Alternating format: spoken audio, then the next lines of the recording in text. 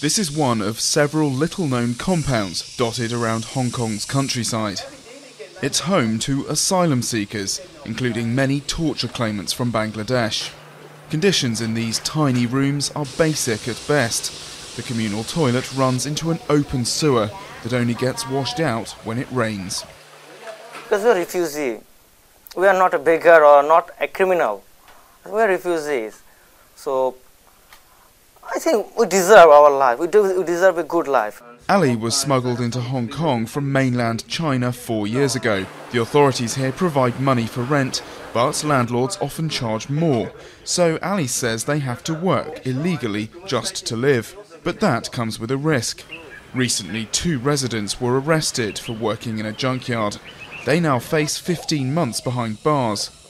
Rights groups are calling for adequate rent or temporary work permits. If you take 5,000 asylum seekers who are living in this condition, where they're getting $200 but they need $400, well, what are you causing? You're forcing them into the underground working environments. For some, 1 or more girlfriends is a much-needed source of company, food and financial support. Without our girlfriends, there'd be problems. Everything has to be paid for somehow. There's the phone bill and then there are other expenses too. There are currently more than 5,000 refugees waiting for their cases to be heard. They can't be deported if they face torture, cruel, inhuman or degrading treatment back home. The Hong Kong government says the assistance it offers asylum seekers complies with human rights conventions and local laws. But critics say that's not enough. What are these people supposed to do?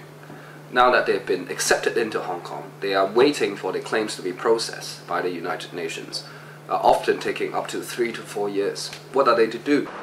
The government contractor that hands out the rent allowances denies responsibility, saying it checks that the accommodation can be legally rented. Meanwhile, the government says it will review the rent allowance in 2014. For now, those seeking asylum in Hong Kong will struggle to make ends meet while they wait to start a new life or be sent back to the countries they fled.